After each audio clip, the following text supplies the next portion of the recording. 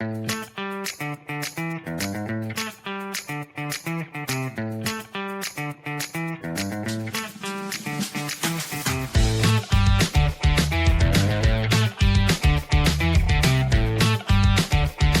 Friends, नमस्कार दोस्तों, आप सभी का स्वागत करते हैं हमारे चैनल में।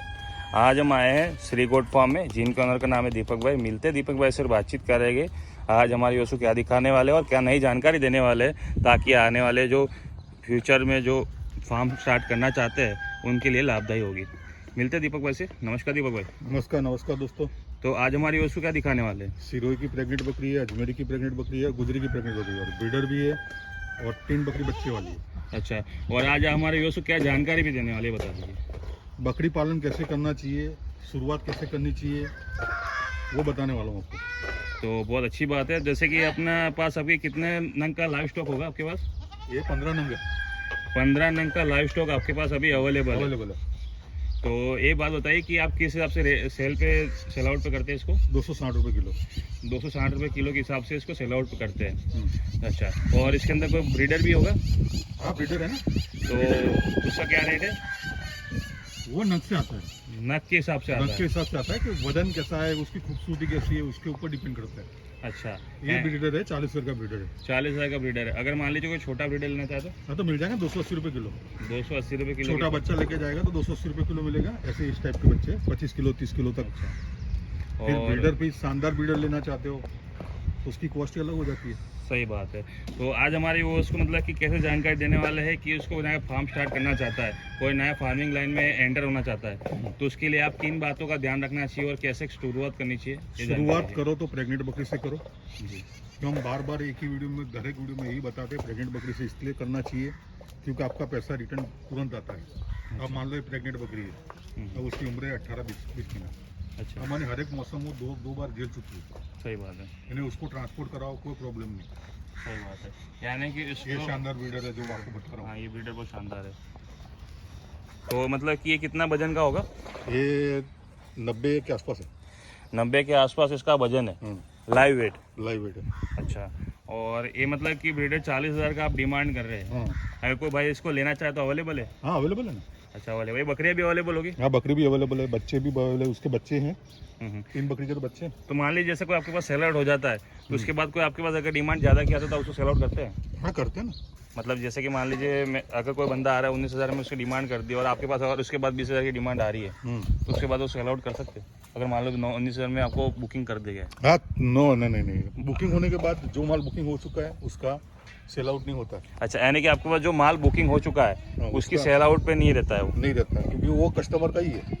यानी वो कस्टमर का ही पास में रहता है। हाँ, चलिए, तो जिसने बुकिंग कराई है, जिस बकरी बुकिंग हो चुकी है वो बकरी हम नहीं कभी भी नहीं बेचते। उसकी वो- एक बकरी बुकिंग है, वो बकरी 2 बच्चे के साथ। अच्छा, ये बकरी 2 हाँ, ये बच्चे के वाली। साथ है, 2 बच्चे हैं उसके।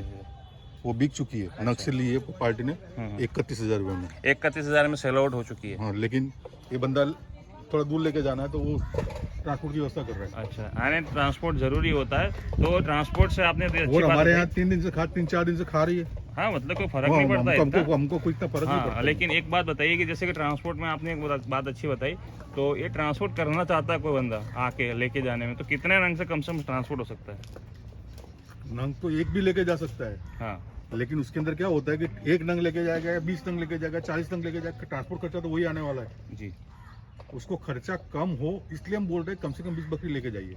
यानी ट्रांसपोर्ट का खर्चा कम करने के चक्कर में अपना थोड़ा 20 नंग लेके जाए तो ट्रांसपोर्ट का खर्चा कम आ जाता है। हाँ, कम आ जाता है। अच्छा, और आप कहाँ तक आप सप्लाई करते हैं? पूरे इंडिया में। पूरे इंडिया में कोई भी इंडिया कोना? में कोई भी कोना बाकी नहीं है कि हमारा माल नहीं जाता हो। अच्छा, तो ये बात बताइए कि जैसे कोई नया फार्म स्टार्ट करता है तो कितने शुरुआत करनी चाहिए? कम से कम 30 बकरी से शुरुआत करें। कम से कम 30 बकरी की शुरुआत 30 करें। बकरी शुरुआत इसलिए हम बता रहे हैं कि 10 बकरी से करेगा तो उसके अंदर पैसा समय तो हो ही जाएगा उसका, सही बात है। लेकिन उसको इनकम दिखेगी नहीं और वो मायूस होकर बंद कर देगा। उसकी वजह 30 बकरी से करेगा तो 3 साल में आपको उसकी इनकम दिखनी शुरू हो जाएगी फर्स्ट क्लास। उसके बाद खुद की कम से कम 200 बकरियां हो जाएगी। ये बहुत बिल्कुल अच्छी बात बताई कि मतलब कि अगर खुद की इनकम स्टार्ट करना भी चाहता है और अच्छी इनकम करना चाहता है तो कम से कम ऐसी शुरुआत करे कि अपना टाइम वेस्ट भी ना हो। हाँ, टाइम वेस्ट ना हो, समय ना जाए, पैसा ना जाए, वही सब कुछ वही लगने वाला है। खाली आपका बजट हो तो 30 बकरी शुरुआत करिए। सबसे अच्छा 30 बकरी और 2 ब्रीडर लेकर। अच्छा, और ये बात बताइए कि जैसे कोई नया फार्म स्टार्ट कर रहा है तो उसको कितने बाय कितने का शेड लगाना चाहिए और कैसे एक बकरी को बच्चे के साथ 6 स्क्वायर फीट जगह चाहिए, खाली 6 स्क्वायर फीट, पर लेकिन बना देना चाहिए 550 स्क्वायर फीट का बना देना चाहिए। 20 बाय 50 का सफिशिएंट शेड है रहने के लिए। और मान लीजिए हाँ, ये आपका जो फार्म बना हुआ है, ठीक है, तो अब ये कितने लागत लग गई होगी उसमें? ये तो हमने वो लोहे की पाइप डाली है, वो एंगल डाली है, इसलिए वो खर्चा ज्यादा हो गया हमारा।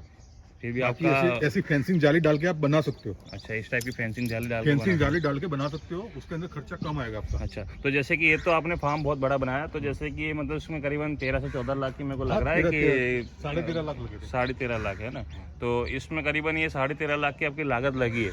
तो इसमें आपने शुरुआत में ही बनाया है कि आपने शुरुआत तो हमारी ये फेंसिंग जाली थी। अच्छा, ऐसी फेंसिंग जाली थी? हाँ, ये लोहे की चद्दर और फेंसिंग जाली थी। अच्छा, ऐसे पाइप लगा के इसमें लोहे की फेंसिंग, पाइप में लोहे फेंसिंग जाली लगी थी। तो जैसे कि आपने बात पाइप भी नहीं थी, पत्थर था। अच्छा, पाइप नहीं थी, पत्थर था। अच्छा, वो तो पैसा कमा के बना है। अच्छा, यानी कि आपने इसमें इनकम की, जनरेट किया, उसके बाद ही आपने उसके अंदर खर्चा किया। हाँ, तो वो हम भी वही चाहते हैं कि आप शुरुआत में बकरी ज्यादा लेके जाइए, खर्चा कम करिए फार्म के अंदर जी। तो और जैसे कि सुनने में आया कि अब लोग कमेंट में सेक्शन में ये भी बताते हैं कि आपकी 2 ब्रांचेस है, कि आप कभी BRST बताते हैं, श्री गोट फार्म बताते हैं। हाँ, BRST goat farm, BRST goat farm private limited है। प्राइवेट लिमिटेड है, उसके अंदर 2 पार्टनर है। तो आपकी 2 शाखा है? हाँ, 2 ब्रांचेस है। मेरे पार्टनर की भी अलग ब्रांच है, मेरी भी अलग ब्रांच है, और दोनों की बिजनेस यहीं से एक ही और जगह दोनों की मर्ज प्राइवेट लिमिटेड भी एक? प्राइवेट लिमिटेड एक ही है। अच्छा, यानी कि आपकी एक ही जगह होता है। हाँ, बिजनेस एक ही जगह होता है, लेकिन आपकी 2 शाखा है। तो अगर जो भी देखता है अगर उसको कंफ्यूज होता है तो उसको कंफ्यूज ना हो, Shri goat farm, BRST goat farm दोनों एक ही है। चलिए, बहुत अच्छी बात है। और ये सारी आपके पास जो आपके पास कोई माल लेके आना चाहता है और लेके जाता है, यहाँ से ट्रांसपोर्ट कराता है, तो उसको सर्टिफिकेट वगैरह आपकी प्रोवाइड होती है? बिल कंप्लीट पक्का बिल मिलता है। उसको लोन के लिए रिक्वायरमेंट लगेगी, उसके लिए वो प्राइवेट लिमिटेड का बिल मिलेगा आपको। अच्छा, चलो, ये तो बहुत अच्छी बात है। और आपको लोन रिजेक्ट हो ही नहीं सकती प्राइवेट लिमिटेड फार्म का बिल डाला है। ये बात तो सही है कि प्राइवेट लिमिटेड नाम से बिल रिजेक्ट नहीं होता है, क्योंकि वो गवर्नमेंट के नज़रों में होता है। तो ये बात अच्छी और थी। सब जगह रजिस्टर्ड फार्म है अपना। और वैक्सीन का पूरा सर्टिफिकेट आता है? हाँ, वैक्सीन से कंप्लीट रहता है, और यहाँ से हम एंटीबायोटिक करके बेचते हैं। तो ये ट्रांसपोर्ट के दौरान कोई तकलीफ थोड़ी आती है? नहीं, कोई तकलीफ नहीं आती। चलिए, बहुत अच्छी बात है। तो आपका कॉन्टैक्ट नंबर शेयर हमारा कर दीजिए। कटिंग का माल जाता है जी, उसके अंदर भी कोई तकलीफ नहीं आती, तो फार्मिंग माल है।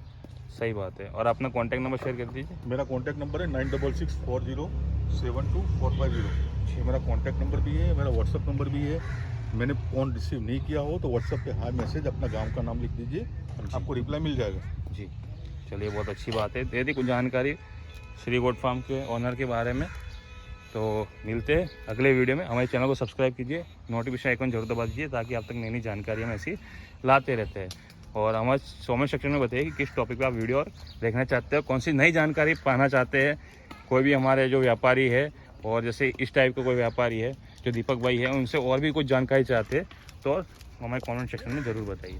मिलते हैं अपन अगले वीडियो में। हमारे चैनल को सब्सक्राइब कीजिए, नोटिफिकेशन आइकन जरूर दबा दीजिए। Thanks for watching, bye.